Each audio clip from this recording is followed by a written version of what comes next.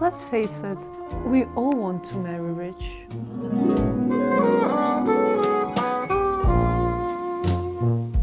But the reality is different. The reality is that the majority of rich guys are gonna end up with rich girls. The mistake many women make is that they're assuming that they will be with their partner forever. Therefore, they live like there is no tomorrow. They don't care about having their own savings, they don't make any meaningful connections with their circle, and they also ask for gifts which lose their value within one day. So today, I will teach you what exactly you have to do while dating a rich guy.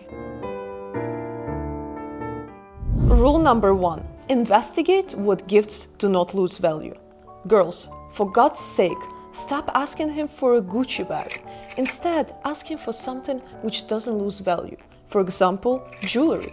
If he is really into you, ask him for property. Yeah, exactly how obscene an amount of money were you talking about? Just profane or really offensive? Really offensive. I like him so much. However, that can get tricky, because he can gift you property, but if it's under his name, it's really not yours.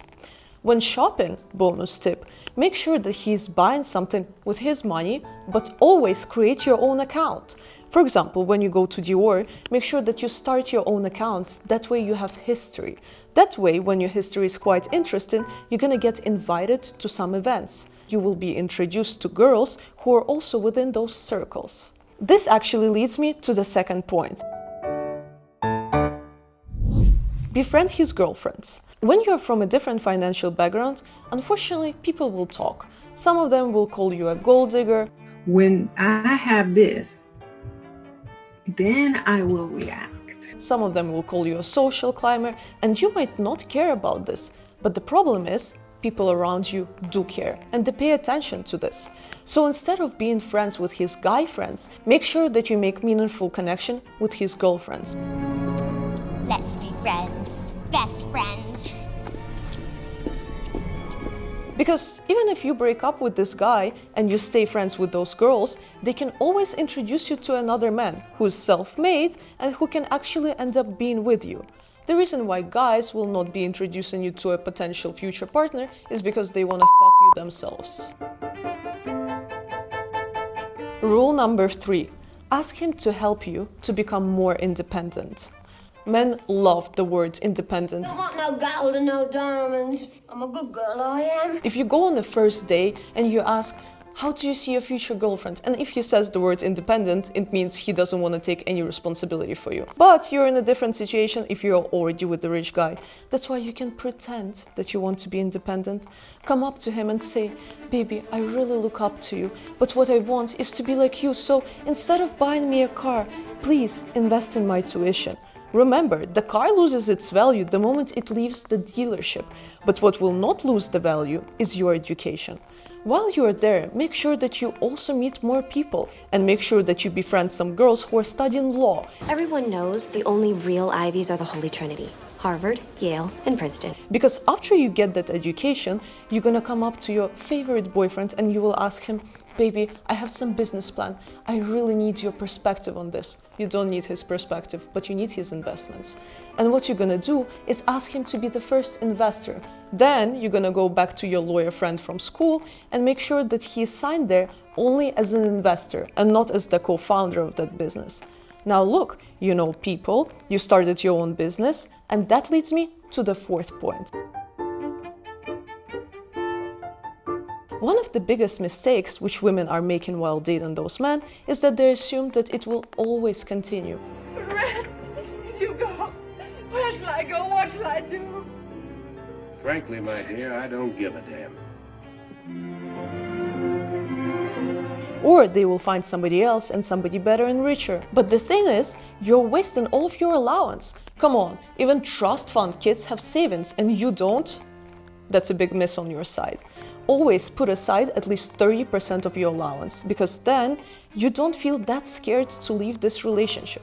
Remember, when you're a girl from a different financial background and you're dating a guy who's rich, it's very hard to break up, because when you're breaking up with him, you're not only leaving the person, but you're also leaving the entire lifestyle. If something bad happens in your relationship, you're protecting yourself by always putting money aside.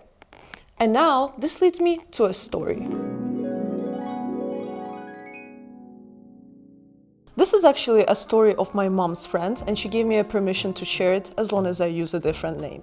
So let's call her Natalie. Natalie was 22 years old when she met Jacob. Natalie was not your typical beautiful girl. She was more, as they say in Eastern Europe, charismatic. She knew how to talk, she knew when to blush, she knew how to make you feel something. And Jacob, he was 35 years old, he was extremely handsome, but what made him even more handsome is that he was the owner of one of the biggest construction companies. So the way they met was almost like in a fairy tale. Jacob was looking for a new secretary because his old one was pregnant, the rumor has it, by him. So Natalie came up to him and asked to be his secretary. As she was passing the interview, Jacob, in his usual manner, told her, "You're too smart to be just my secretary." She knew it without him as well, but she was patient. What she didn't really mention much is that she was an architect herself, but she didn't have any connections. She was a girl from nowhere. So she got the position of a secretary and she started working there. And as she was arranging all of the meetings, she got to know all of the influential people of that city. She knew their phone numbers, their names, when their children's birthdays are, because it was her job to send them gifts from Jacob's behalf. But what really surprised Jacob is that all of a sudden, all of his guests knew the name of the secretary for the first time. So he realized that it's beneficial and he's gonna turn her in the partner in crime.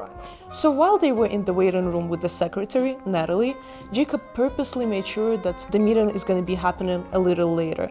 Natalie was pretending that she's giving some of the insider information to them, and they were sharing some of their insider information in return. They became such partner in crimes, and Natalie was so good at it that at some point Jacob started questioning what side is she truly playing. One time, Jacob wanted to hit on her, but Natalie knew the worst thing she can do right now is sleep with her boss. So he invited her to dinner and he told her, "Natalie, I'm sorry to tell you this, but you are fired." She was the type of woman who wouldn't be impressed by anything, and he continued, "Because I believe that you cannot mix business and personal relationships, so will you marry me?" She said, "Darling, I actually believe you can mix those. So how about you help me to launch my own business and I will consider your personal proposal." So let me clear something up. So when I was telling you that rich guys barely marry girls outside of their circle, I was talking about guys with generational wealth. Self-made men are very different, and Natalie was talking to a self-made man. So she was considering his proposal and he was considering hers. So guess what happened later? He actually helped her to launch the business, and as they were at the opening of the business, all of the people who Jacob and Natalie knew came up to her, and all of the women were congratulating her, and all of the men were saying, "I can't believe you chose Jacob and not me." Long story short, her business actually ended up being way more successful than his. And 20 years later, there was a horrible tragedy in their family. Jacob actually got cancer. And when he came up to Natalie, he told her, "Darling, I had such an amazing time with you, and I want you to inherit absolutely everything which I had. My business, all of my personal belongings, all of those things are yours." It's gonna turn into a cute story right now. Natalie actually told him that she doesn't want any money from him. What she got is way more, and she has enough to cover the spendings for herself and their children. When Jacob died, she actually invested all of those money towards cancer research, and 5 years later, she married another billionaire. So when you think that women who are 40 or older can't find anybody, let Natalie be your example. And without further ado, students, let's jump into the questions.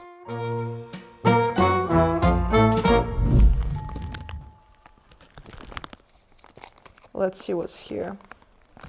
How to become girlfriends with rich girls without dating men? Good question. Who wants to date men in 2024, right? Anyways, you should probably go to Pilates. I know, it's gonna be quite an investment from your side, but that's where all of the rich girls are.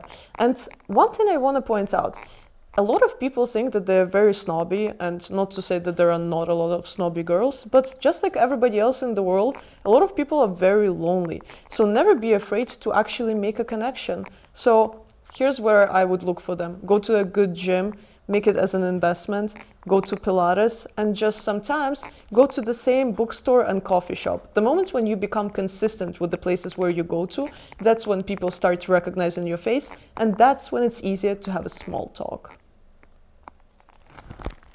And last question for today. Thank you, buddy.